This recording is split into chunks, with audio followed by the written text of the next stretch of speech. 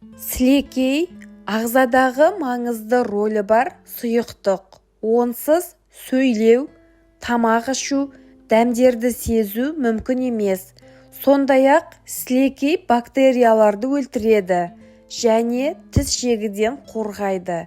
Кей адамдар ауыз құрғақтығымен қиналады.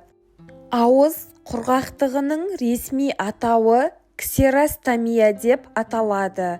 Ауыз құрғақтығы жеке ауру ретінде сирек кездеседі. Ол үнемі қосымша себептермен қатар жүреді. Ауыздың кебуі қазіргі кезде адамдар арасында жиі кездесетін жайсыздықтардың бірі.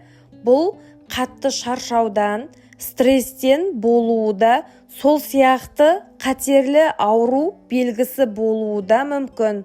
Жалпы, ауызда сілекей бөлінуі адамның тыныс алуы сияқты табиғи құбылыс. Ауа жетпесе, адам тұншығады. Сол сияқты сілекей жетіспесе де, адам өзін бірден жайсыз сезіне бастайды. Өйткені ол да ағзаға аса қажет, ас қорытуға тікелей әсері бар. Сондай-ақ ол қуатты табиғи антисептик. Құрамындағы иммундық глобулиндер ағзаны залалды микробтардан қорғайды. Жас ұлғая келе адамда сілекей бөлінуі азаяды. Ал басқалай жағдайда ауыз кебуінің келесідей себептері бар. Ол адам қатты толқығанда, қорыққанда, ұзақ уақыт ашыққанда, күн ыстықта, ылғалы аз бөлмеде көп отырғанда, тұзды тағамды көп жегенде, ағзаға көп салмақ түсіргенде, ауызбен демалғанда туындайды. Сондай-ақ таңертеңгі мезгілде де кейде ауыз кебетіні бар.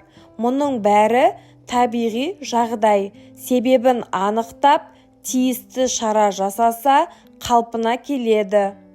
Сол сияқты ауыздың кебуі транквилизатор, антидепрессант, аллергияға қарсы, ауырсынуды басатын, ішті жүргізетін, астмаға қарсы, зәр қуатын, арықтауға көмектесетін дәрілерді жиі қолданғанда да туындайды.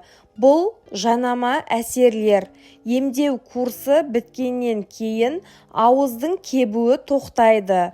Мұндайда күніне 2 литрден кем су ішпеу керек. Себебі су аталған препараттардан уланған ағзаны шаяды.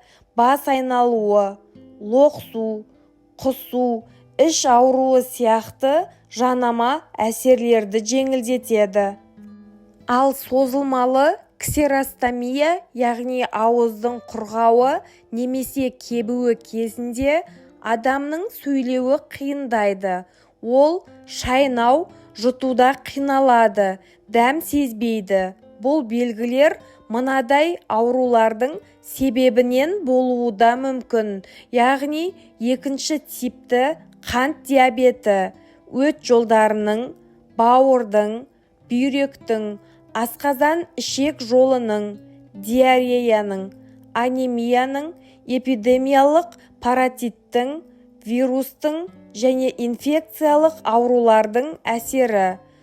Сондай-ақ оның туындауына аутоиммундық аурулар, әйелдерде климакстық кезеңнің басталуы, аллергиялық аурулар, ринт, аденоид, гипотиреоз, яғни қалқанша без функциясының бұзылуы, авитаминоз, әсіресе А витаминінің жетіспеуі себеп болуы да мүмкін.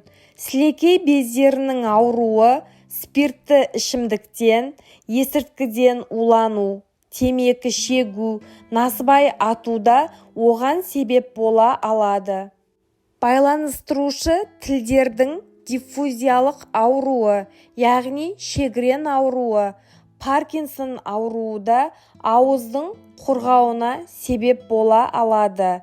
Міне, ауыздың құрғап кебуінің осындай себептері бар. Ендеше мұндай нәрселерге мән бермей жүруге болмайды. Дер кезінде дәрігерге көрініп, тиісті емді алған дұрыс.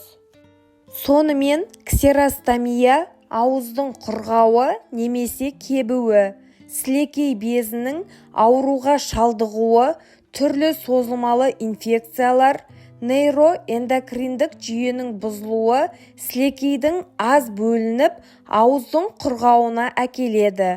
Бұл жағдайда ауыз іші қызарып, атрофияға ұшырайды, сілекей қоюлана түседі. Әдетте адам тәулігіне 1,5 литр сілекей бөледі.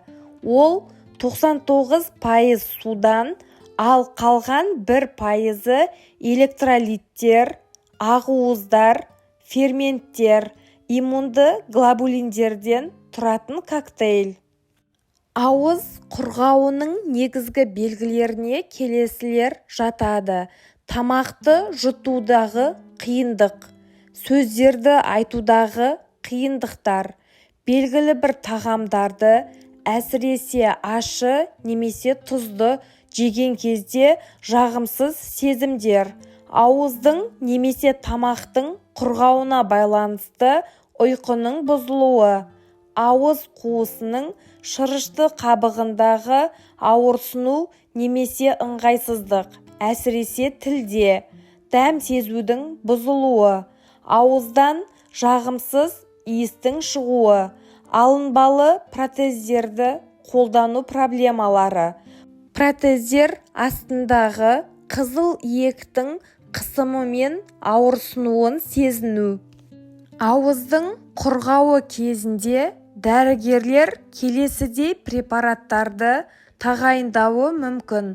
Яғни, Шегрен синдромы бар адамдардағы ауыздың құрғауын емдеуге арналған цивемелин дәрісі, сондай-ақ табиғи сілекей өндірісін арттыру үшін пилокарпинді тағайындауы мүмкін. Және де көбірек сілекей шығаруға көмектесетін жасанды сілекей өнімдері. Бұл өнімдер жиі рецептісіз шаю немесе спрей ретінде сатылады. Құрғақ ауыз үшін арнайы жасалған тіс пасталары мен ауыз шайғыштарды қолдану, ерін бальзамын пайдалану, салқын, тұманды ылғалдандырғышты, әсіресе түнде ауызбен дем алу арқылы құрғақтықты басуға болады. Өзіңізден жоғарыда айтылған симптомдарды байқасаңыз, міндетті түрде көп ұзартпай дәрігерге қаралыңыз. Айтылған ақпараттар кәделеріңізге жарасын, дендеріңіз сау болсын, ауырмаңыздар.